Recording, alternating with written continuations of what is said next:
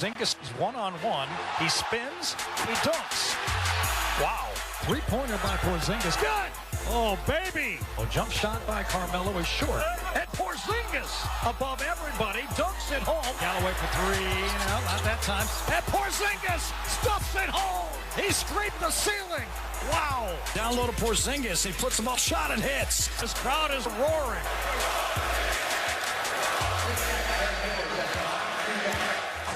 Kristaps Porzingis has another big night for the Knicks. 29 points and 11 boards in a win over the Hornets. Stephen A., what is your reaction to all this sing love in your city? I got to admit, I'm stunned. He deserves it. I like the promise. Phil Jackson looks like he did well with this pick. I'm actually going to go to the Knicks game. I'm going to end my book. Are you? Yeah. I'm going to go in a few days. I'm going to go to Really? I called them yesterday to let them know I was coming. And I will say this to you, though. My position on Phil Jackson is still one ripe for trepidation. You don't get paid $10 to $12 million just to finish last, stink during the regular season, and capture a high draft pick.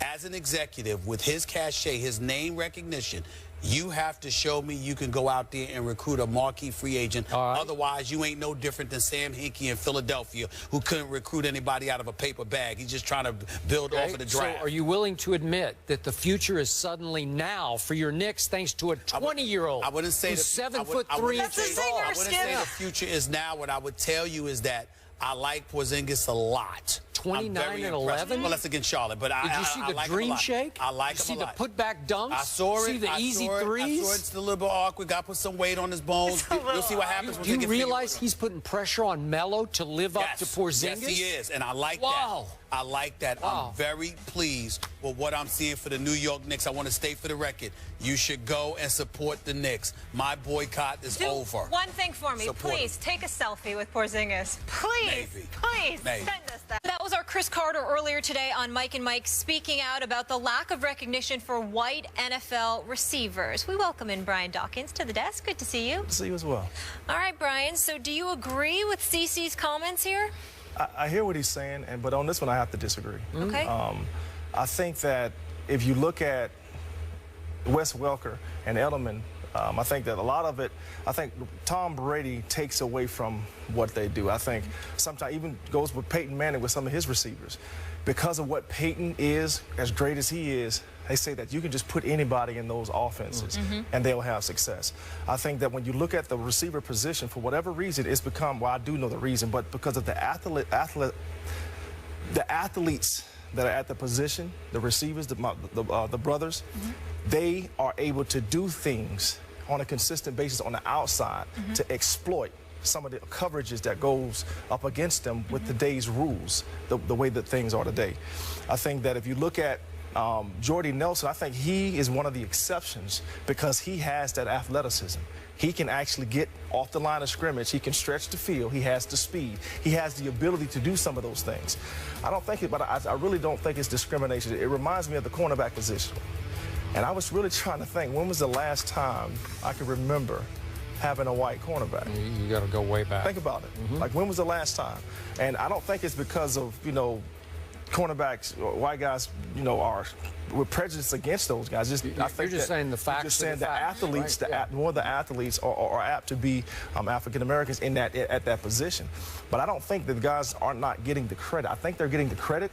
I just don't think it's going to be the credit that the Julio Jones gets, the Megatron gets, because listen, when you're talking about those guys, you're talking about potential Hall of Fame type of guys. So I think that they get the credit, they get that type of, you know, credit. But to Chris's point, Wes Welker and those guys will not. I don't think they ever will get that type of pub. It's not because of white. I think it's because of talent.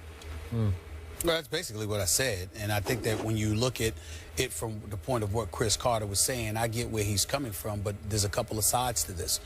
Number one is what you're pointing out, the fact that predominantly at those positions, you see black players as opposed to white players. And then the other point that I brought up to Skip and Molly earlier was the fact that in the case of a Julian Edelman example, who Skip considers a stud, we've raved so much about Tom Brady that pretty much everybody is glossed over because of the greatness of Tom Brady, because you're perceived as being a byproduct of the greatness that he puts on display on a year-to-year basis. Whereas, for example, even though Aaron Rodgers is so great, there isn't a sustained system spanning years and years and years in Green Bay for you to look at Aaron Rodgers and say it's everybody else with Aaron Rodgers. You see what I'm saying? Whereas with Tom Brady, he's been in New England, you know, for the last 13, 14 years doing this with the same coach. You understand? And pretty much the same system.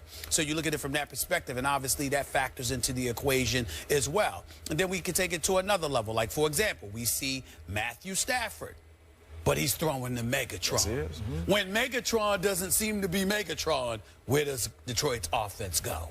How does it look? And so because of that, and you see that if you're getting shine, I think that the one thing that we have to recognize, black or white, if you're getting shine at a particular offensive position, you sort of take away from some of the other guys who are valid stars. In Minnesota, I'm quite sure they may have some dudes, whether it be in Rudolph, Bridgewater, or whomever, that, you know, have contributed, obviously, to them being 7-2.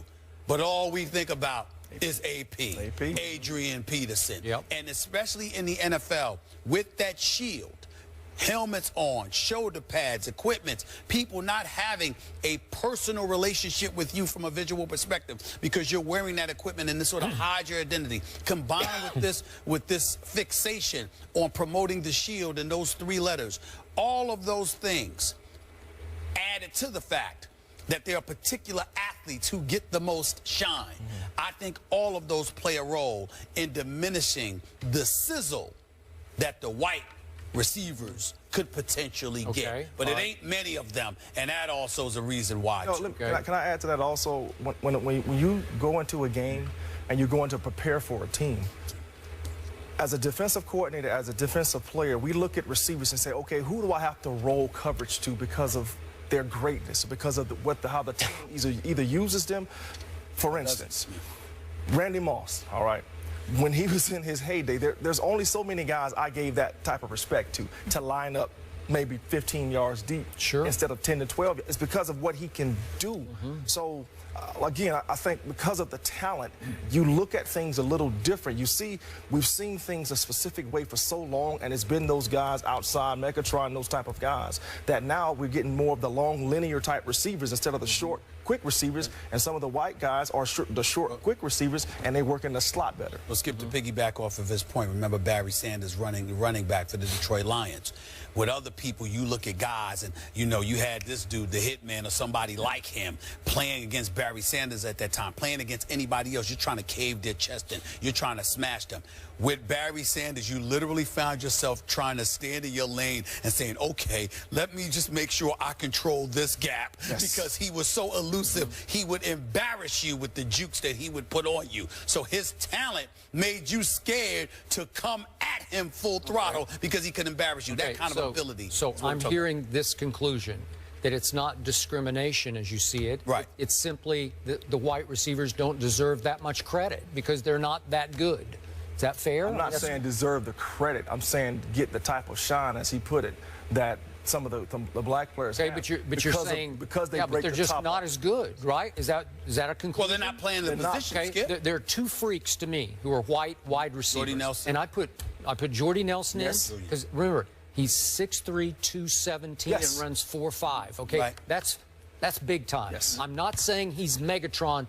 I do think he was having Megatron-like impact for Aaron Rodgers. Got it. I don't think Aaron Rodgers has been nearly as good without Jordy Nelson. Okay, so it's a big deal. That's a lot of credit I'm giving Jordy Nelson.